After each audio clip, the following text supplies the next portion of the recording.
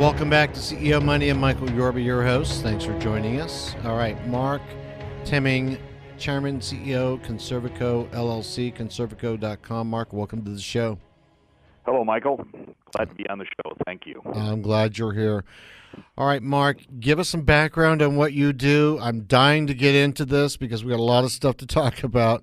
And then tell us what Conservaco does for the human race. Sure. Well, thank you for that opportunity to join you and your listening audience. One of the things that Conservaco is actually a parent company. We have several subsidiary companies. One of those, and the one I want to talk most about today, is called the Ignite Agency. And the Ignite Agency has become one of the top crowdfunding agencies in the world. We work with both equity crowdfunding and non-equity crowdfunding. Non-equity meaning Kickstarter and Indiegogo. On the equity side, we have at the moment about $20 million in equity crowdfunding campaigns that are underway, involving everything from Israeli high technology to medical device to oil and gas drilling in the heart of Texas. On the non-equity side, Kickstarter and Indiegogo, we currently have about 10 campaigns live. We've raised millions of dollars for people in crowdfunding. We know it front to back, and I'm excited to join the program today to talk about what is crowdfunding and who is the crowd and some of these other things. So a little more introduction on us. We are located in Irvine, California. We work with clients on a worldwide basis. We actually see quite often only a small number of our clients because they're in Hong Kong or Europe or Dubai or somewhere else in America. And we are what is known as a complete end-to-end agency, so we literally can do every single aspect from a person bringing us a product saying, I don't know what to call it, so we brand it, do package design, create every digital asset that is needed, the website, the video, the social media, the public relations, and, in fact, the crowdfunding campaign, and we help them and manage them through that process. We're a large agency, about a 6,000 square foot facility here in Irvine with over 22 people, and we've been doing this for years. So we have done over 100 campaigns, and that has given us a great deal of insight because it does take several months to build and launch and run these campaigns. So let me stop a minute and see where you'd like to take it next, Michael. I'm sold. How much? Well, it depends. People ask that of us all the time, and I usually respond by saying, how much does it cost to build a house? So is it 2 bedrooms, 4 bedrooms, 3-car garage, so on. So in our world, every single thing we do is custom for each client that comes to us. Some clients come and say, I have a video, and I don't need all these others. Other clients say, I don't have anything, and I need everything.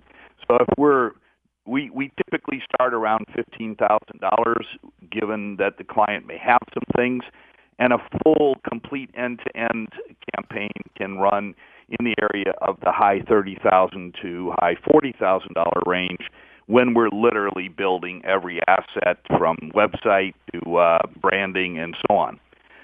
We work with clients that have a budget for marketing. There are many people in the industry who are looking to crowdfund on Kickstarter and Indiegogo that frankly don't have any money, and they're looking for agencies to take their fees out of funds raised, and that's not something we do as an agency. As a professional marketing firm, we don't operate in that way. But we work with clients that understand that marketing needs to be part of any business in launching a company and a brand and a product. What other questions do you have before I jump into some other things, Michael? Well, our audience is fairly sophisticated. We talk about cryptocurrencies as a form with ICOs as a form of raising money. So you describing what crowdfunding is kind of passé here. We've already got past that part. What separates you and the tools that you bring to the table from anybody else out in the industry who would try and compete with you? Well, first of all, we are outstanding at getting results, and I think your audience is interested in how do you get results. And while I understand you have a very sophisticated audience, many people are not as familiar with the different types of, say, equity crowdfunding and non-equity. And we're very good at providing that initial consultation to help someone who's interested in using this model of raising capital to figure out what model is best for them. We also maintain a lot of contacts in the industry. So because we're a marketing and PR firm, we're not a platform company, but we know the best platforms, depending on what their product is, to refer them to so that they can have the greatest chance of success in raising capital. So I think that's one of the very substantial things that sets us apart, along with the fact that we don't outsource our work overseas to low-quality or non-first English-speaking language countries who have to develop high-quality communications and marketing components.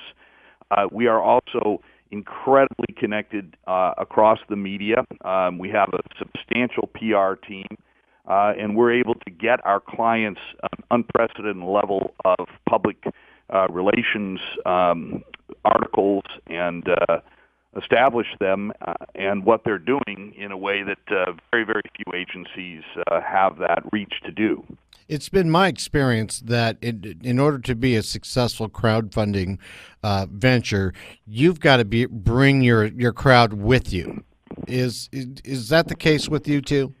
Well, I think no, not completely. It is certainly important. The number of people who think that they're just going to take an offering, put it on a platform, be it equity or non-equity, and just the crowd is going to come, that's a fallacy. There will be some crowd that comes from a platform, which could be anywhere from 5 to say 20%, maybe a little more here or there in certain cases. But the bulk of it, and you're absolutely right, 70, 80 plus percent is needed to be brought by both marketing, PR, and by the campaign owner, friends, family, associates, people that they may have been talking to for weeks, months, or years, who should be sold on that entrepreneur and their business and their idea. And now, by establishing a crowdfunding campaign, now they have a place to put that support for that individual in the form of economics to make sure that they're successful. What would be we're going to have to go to a break here real quick, so I'll just ask you a quick one. What would be a minimum threshold of a database that you would have to bring with you in order to ensure some type of a success for putting it out on the platform and garnering, let's say, at least 1 million to from the crowd? You got to have so many people to get that started. Well, there are two ways to do that. One is depending on the industry, we can purchase a dedicated email list of probably in 1 million case, we'd want to see 100,000 or more, 100 to 250,000 email list. That can be purchased through sources that speak directly to the audience, depending on the product or service that's being crowdfunded. Got it. Mark, we're going to have to take a break. We'll be right back. I've got 1,000 more questions for you. Great, Michael. All right, you're welcome. Mark Thimmig, and he is the CEO and chairman of Conservaco, LLC, Conservaco.com. You've been listening to CEO Money with Michael Yorba. Don't forget, it's on podcasts, and we're all over the social media. So we'll be right back on the other side of this break with Mark Thimmig.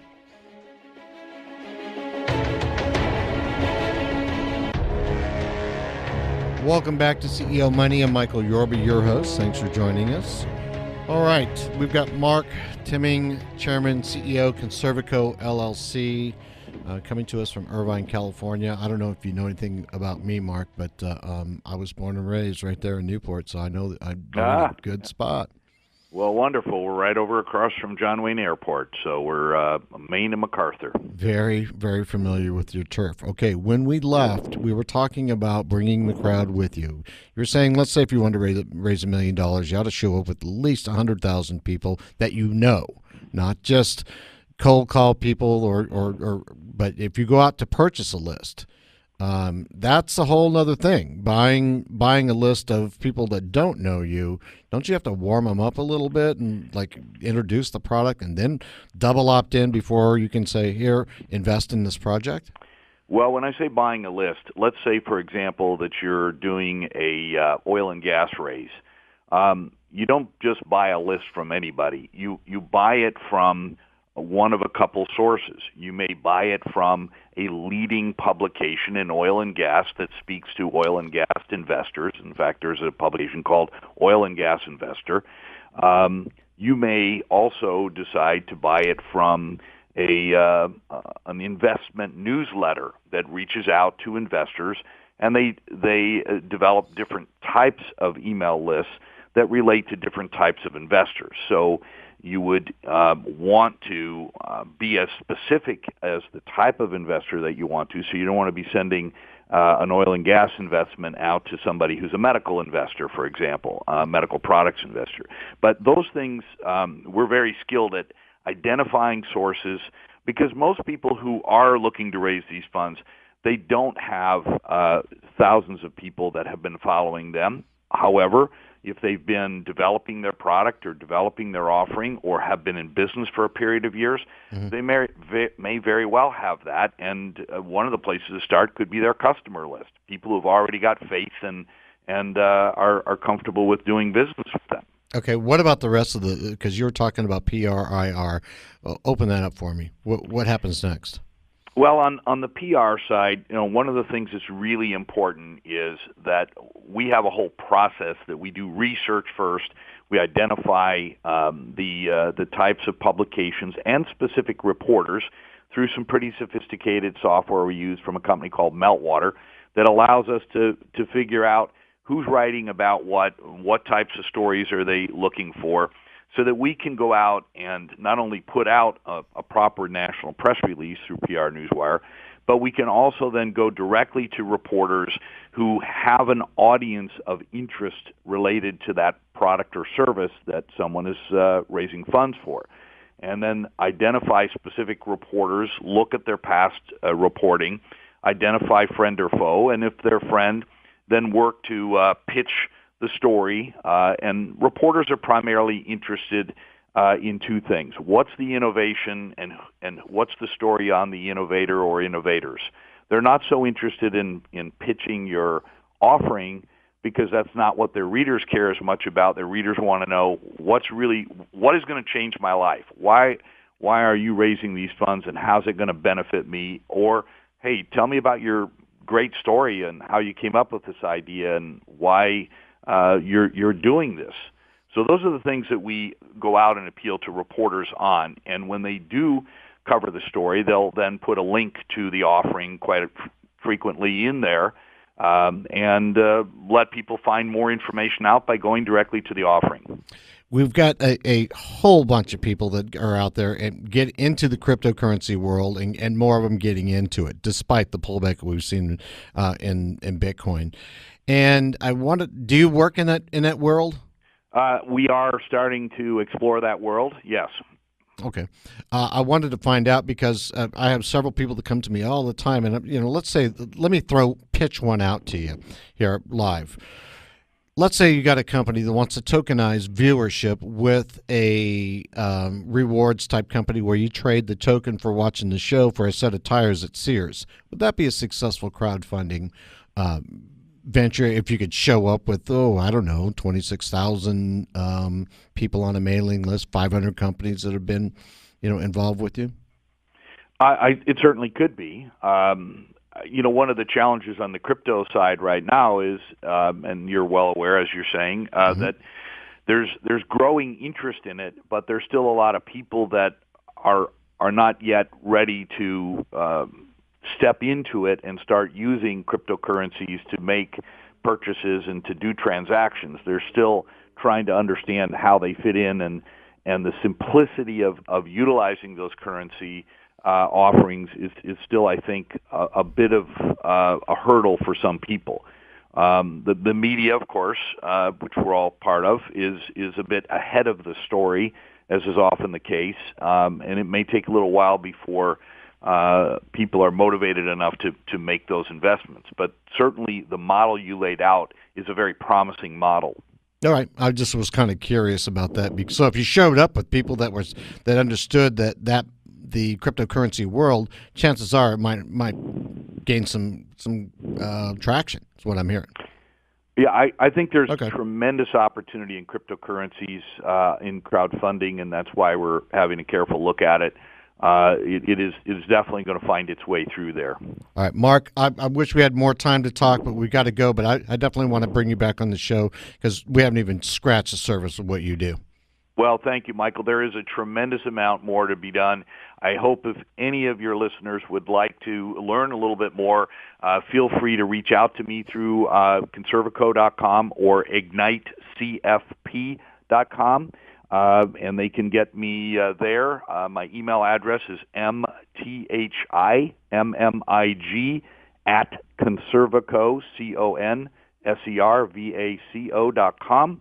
Feel free to reach out to me, and I'd be more than happy to talk to any of your listening audience if they need more information or have an interest in our service. Oh, absolutely. There's going to be an archive of the show. Just go ahead and share it amongst your people, and we'll be pushing it on our side too. Yes, we'll share it across our many social media. And again, thank you so much, Michael. I really appreciate the opportunity to join you on this incredible show with your audience.